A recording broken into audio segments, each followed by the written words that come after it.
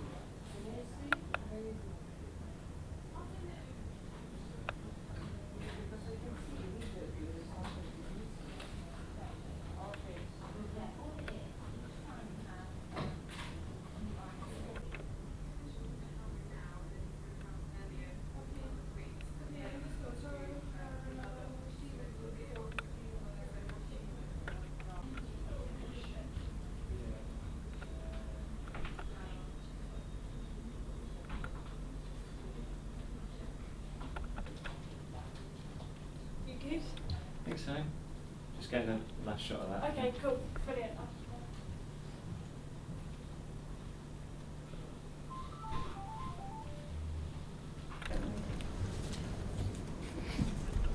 Can I handle something? Yeah, do you know? I mean, Okay, yeah, whatever you want. We're actually sort of ready when you are. There we go. Hello. Why not? Why not? So I suppose if you could just for the camera just introduce yourself, full name and kind of job title. So. I'm James Enright. I'm the director of Prop Shop and also the asset director for the Ultimate Studio Editions. Okay, great. So could you give us a wee bit of background on Prop Shop and exactly what it is you do here? Prop Shop traditionally we've spent 20 years in the Pinewood Studios, and we got a history of making props for many well-known movies, and we were lucky enough to be invited to make the props for Star Wars: The Force Awakens. I mean, that's kind of the dream job, isn't it? Basically, if you're kind of in this business, I assume. What was your reaction when it was kind of handed to you? Sheer joy, and then it was just scary and terrifying at the same time. So because when you get that type of job, it comes with a big responsibility, because obviously of the legacy that we had to sort of uphold. So it took a time for us to research and be educated with the language and the of Star Wars. And in doing that, we implemented our pipeline, our technical pipeline, which we use a lot of digital modelling techniques and a lot of 3D printing techniques, which the outcome of that was that we were able to really be sensitive to the Star Wars legacy in a way that I think that we couldn't have done if we just relied on traditional techniques. Yes. So how does, I mean, and this is a very broad one, but how does the kind of the collaboration work between obviously the director, in this case J.J. Abrams, and the store itself? Yeah. Well, for instance, this is really JJ's creation, and he had an idea that he wanted to manufacture a tri-blade, as we call it, as we nicknamed it. But we would create this in a 3D, as a 3D model, and print various options for him, and we would take it to the set, and he would take a Sharpie and mark different changes or reference its size. And then we would go back, remodel it, reprint it, and that's really how our pipeline works. And we can then, it's not only efficient from an everyday manufacturing point of view, but it also enables us to do extreme detail very quickly. I mean, we would produce these overnight for him to look at, rather than somebody making it on the bench and each part and component where that might take a few weeks. So we could get to a design. We can resolve a design quicker using this technology. Yeah. So do you basically go about 24 hours a day when this is happening? Does it ever stop? No, quite frankly, no, it doesn't stop. No, it's always evolving. It's always techniques always evolving, and that's what I like about this job, is that there's never a dull moment. It's always moving forwards, and that's what's exciting about it. Yeah. So to move on to obviously the sales and these. Not the lightsaber. What you were talking about. Okay, right, carry on. Yeah, so to go on to obviously the construction of these, and was this an idea of the prop store, or was this from Disney, or was this from fan demand, or? This was an idea that really from Lucasfilm and from those guys, and it was something that we got involved only if we could really uphold the quality and the authenticity of the items. We're prop makers ourselves, and we're first and foremost we care a lot about the craft. So we wanted to make sure that if we were going to do this, that we really get that element into these collectibles, and for us that's what's really important. And I'm really happy to say, I'm really proud of the fact that we've been able to do that. These are identical to the real thing, and I know that the prop master would have no problem in putting that on set tomorrow and using that as a real prop, because they've literally been made in the same way. Clearly there are some changes you have to make when you're making a consumer product, but because the requirements for an on-set piece is different to somebody having this in their home and it lasting for many years, where not saying props don't do that, but I'm saying that, you know, there were rubber versions made of this, you know, stunt ones, lightweight ones, and those things happen in the filmmaking process where we had to take, you know, what we call a hero item and break that hero item down into the recipe that would make a good consumer product. Yeah.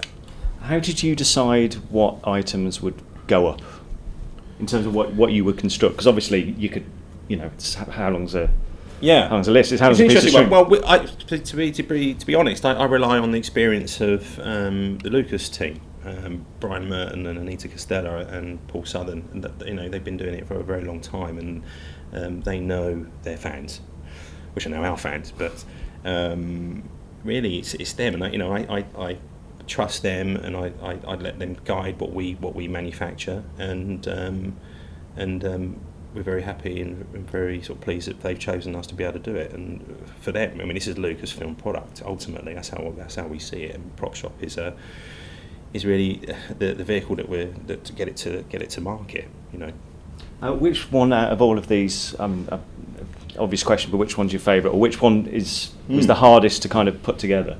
They've all got a story. I mean, some are more complicated than others. I mean, this was obviously when you get asked to make a lightsaber, there's a few props in my career that you get given the chance to do, and you make them, and then it's an iconic thing to make, and this is one of those things. And to do something that's different, and to do something that, you know, such that's gone before, and as I say, it's a huge legacy and a huge responsibility to do that, then, you know, it's taken quite seriously. It's such a fun thing to do, but it's taken quite seriously. So this was certainly one of the most challenging things to do, and I think you know, we got it right, and it was, you know, it's really it had to be, you know, JJ's brief to us was that it sort of really has to feel incomplete, a bit like the character was our brief. So, you know, this is why you've got wiring on the outside, and it's sort of made up of, it's an amalgamation of different parts and components. That's how it feels. It's not high design or by any means, but you know, and it feels like, I wanted it to feel like that it's been made up out of found parts. But ultimately, there's a lot of high engineering in this, and a lot of consideration on all these parts that we've gone into it. And but there's also a simplicity and a sort of basic sort of design principle behind this as well. So very pleased with this one, and I think this is a great thing. But my other favourite is the Chewbacca bow, because I know that that's never been made as a collectible before anyway, and it's very, very unique. And that's probably my favourite because of what it is and the character, and it's so famous as a weapon, and also as a prop, you know, now collectible. So I hope the fans enjoy that. Can you enjoy the film when it comes out, or do you just see how many hours of work have gone in? I just imagine you watch it and go, oh God, I was up till 5 a.m. doing it. Fifth, sixth time round watching it, then I'm relaxed. I know what I know what we're looking at, and I know little things that maybe for us that, you know, could have been maybe slightly different, or, you know, but we're always against time, we're always against budget and all that. So, but no, I love it. It's great. Yeah, and it did all right for itself. Did all right. Yeah, it's fine. It made a bit of money. Yeah, made a few bucks. I know we're kind of going everywhere, but this is the point where, in layman's terms, I ask you to kind of almost describe the process. Right. But I don't know how you do that kind of quickly or concisely. But yeah, quickly and concisely without boring everybody as well. But, you know, I call it, there's a pipeline of events, you know, and it starts from an idea, and that idea is concepted. Usually, you know, just the traditional way, you know, nothing too clever. I mean, we're relying on highly talented concept artists. But once we've got the idea and the director and the HOD or whoever we're working for at that time, it could be the prop master, or it could be you know, Creatures supervisor or something. But once we've got the concept, we then go into 3D modelling here, because I say the pipeline is a digital pipeline, and we embrace digital working methods. So we would go straight into modelling this in 3D in the different software packages, and we would then do renders of that, which are like a, you know, lighting renders, real life renders, which would then, that gives it a reality, but it's still at that stage it's still 2D. once we've got that and we've got that approved, we then, like I say, we then turn to 3D printing. We 3D print prototypes, all different sizes, which we then have another discussion, and we then go back into that process and again until we're happy with the overall form, and then we start to apply paint finishes to that and start to look at those things and also how it feels, and also we start breaking down what it has to do, what its functions are. So, for instance, when we made this as a stunt one, or one that lights up, for instance, we have to make sure that all the electronics and all the necessaries inside. So, in layman's terms, that's probably the process. It goes in different directions sometimes as well, but that's really the pipeline that I'm referring to, and that's the pipeline that we've applied to all these items that we've got. But also, I think that it's important to say that when you do make a prop like this, things happen to it on set. Things are painted, or just slight changes are made, and things, for instance, raised staff. That's dressed with leather and other materials. And what we do then to make sure that we're capturing that language and those markings, that we scan everything, we 3D scan everything. And Lucasfilm have set up a scanning studio next door to the stages, where literally every single prop and every single costume and creature is scanned. So we've got that information. And Prop Shop does that as another part of its job on these films. And therefore we capture a lot of the information we need to then reproduce. And that's an essential part of what we do, and it's also an essential part for us to be able to make sure that we get this right and get the what we call the deco and the finish correct, and the marks. Because I know that fans like to stop movies and see if this little bit here is correct and that type of thing. So we're fastidious on that. We make sure that we get it absolutely right. How much do you know about the extra stuff? I was just kind of having a list of the products that are going in Harrods, and I saw there's like a life-size Millennium Falcon cockpit. Yeah. Are you kind of? I mean, can you talk about that? Because that's obviously we can't show it, but I mean that's quite a biggie. Yeah, it's a massive. Yeah, it's a biggie. It's the same as this, but it's meaning that how we produced it. The cockpit again is one of those things. It's one of those things that in my career that's one of those iconic numbers that's like, okay, this is a bit of a thing to build. We had no drawings when we got asked to replicate it or rebuild it for the film. So what we did, but luckily we had a guy called Mark Harris, an art director who I've known for many years, and I'm so pleased when he was on the film. And Mark actually worked with Harry Lang, who was the original art director on the New Hope and Empire, and so he knew certain things, and he was educated us, or me, I should say, on what details went where, and what sort of sizes they were, where they were from. On the back of the jump seats, for instance, there's a lid, top of a biscuit, 70s retro biscuit lid that's stuck in the back of the chair. It's those things that Mark knew. Yeah. And we made sure that we actually got a biscuit lid, found it at a jumble sale, scanned it and put it into the back of the chair. So it's all those things that we make sure were there, and also the front seats, for instance, were like from a Porsche, old Porsche seats that we couldn't find, but we knew we found some reference, an old manual from a Porsche, and copied them that way.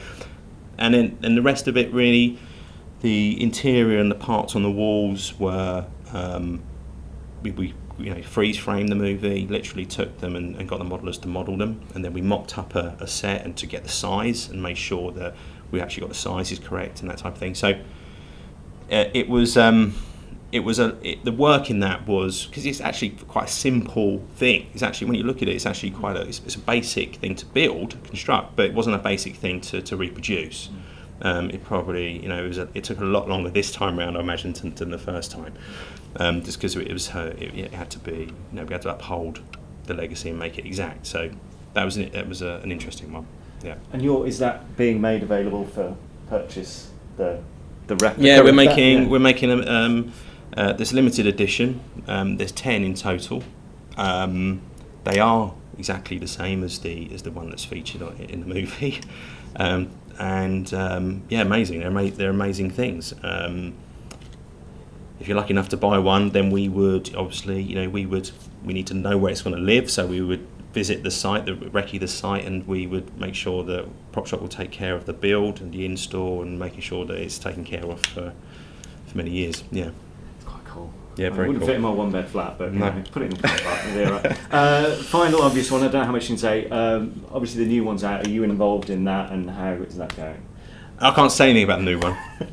You My lips are surprise me. sealed. Usually, you know, there's non-disclosure agreements. There's all that kind of stuff. But would you potentially do something like this for the next one? Should there be the demand? Well, things carry through, but I mean, that's Star Wars. Things carry through, so yeah, it's these things. If they're popular and people like them, then we'll carry on doing them. I hope.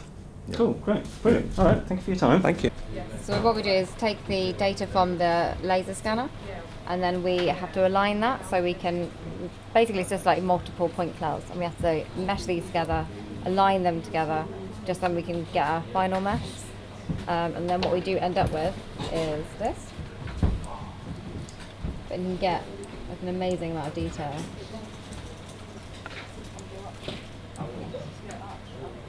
It's like every dent, every sort of like tiny scratch.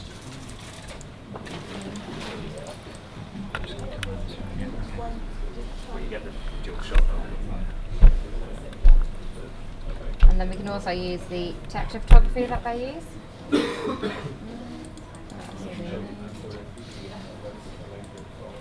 let's bring that back up.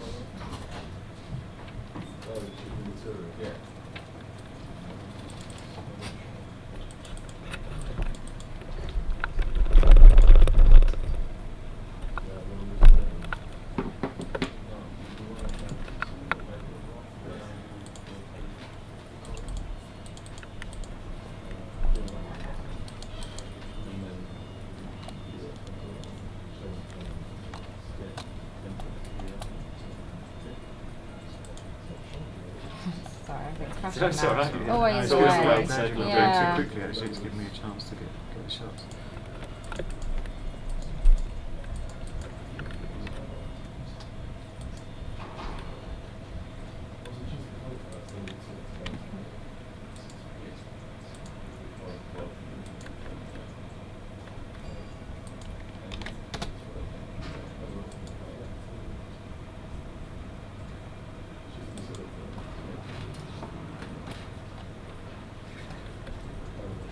We'll get there. In the meantime, I can open up the Quite a big file. Well, that's just trying to open images. That's not even. Yeah.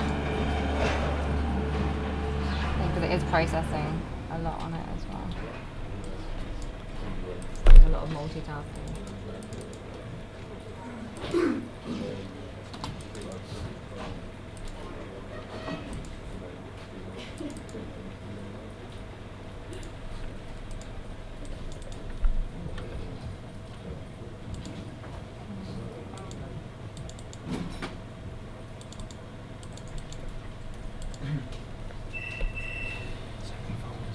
I know.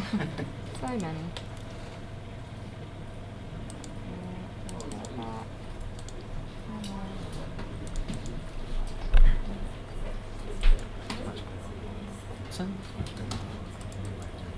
Yeah, no time. There's two on wheel big cameras right behind me.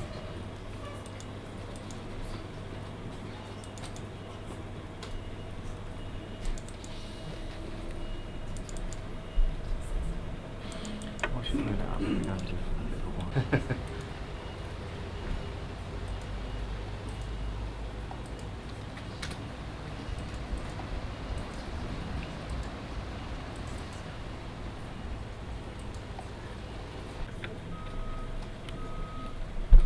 So just one more time for us, if that's all right. Yeah, from the first one or. Yeah, on there, yeah.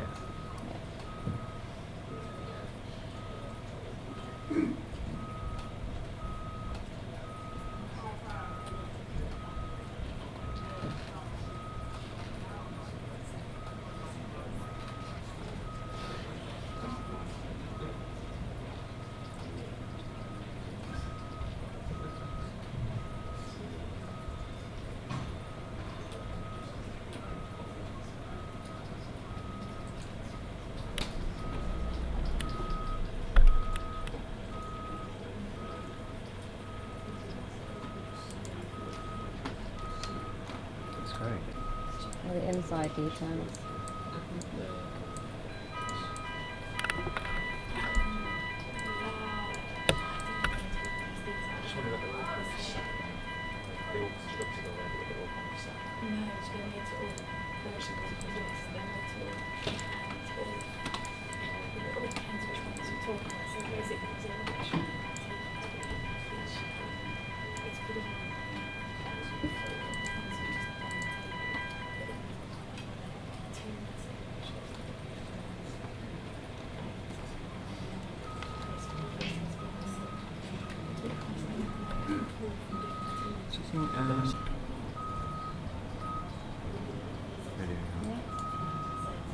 Fun when I'll do it now.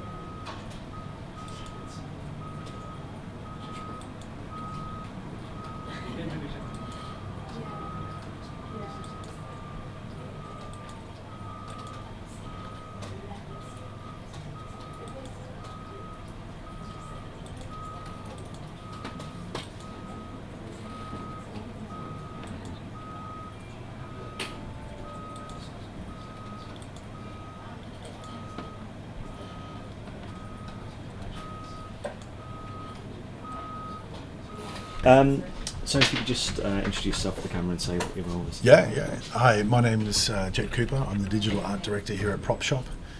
My role is to look after 3D in the digital department. Okay, cool. If you could address, shall I get down at camera level? Yeah. Actually, what I'll do, I'll grab a chair so we're up. Yay! Yeah, because otherwise you're right. That's going to be awkward. Yep.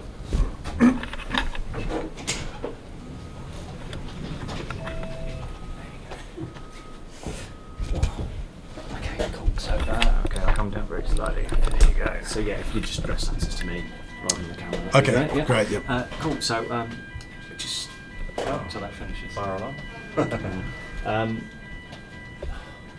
It's just brilliant. I kind of was upstairs and just had a look at the detail Really? on these things. Yeah. It's, like, it's absolutely. But it's also the fact that there's a Millennium Falcon cockpit. Not actually, because it's always in the Falcon cockpit. I thought it'd be like a Yeah. scale, not to scale, but it's like Yeah. actual Oh, proper, you know. it was a really odd part actually walking up the ramp into the Falcon, full-size Falcon. And, being a little kid, seeing that when I was 8 years old, now you're actually on board the ship. It was a real goosebump moment. Yeah, it's So just it was mad. amazing. So, if you could explain a little bit about Prop Shop and how long you've been here and exactly what your role in this process is, that'd be helpful. Yeah. At Prop Shop, I've been here from the beginning, and it's been 7 years since I joined. And our involvement in Star Wars itself was to take concepts, whether it be sketches or ideas that JJ had wanted to toy, and we would develop those. And so we would generate the 3D items that would then get printed in 3D, which was a first. That then gets put in front of JJ and the art director. They would look at it.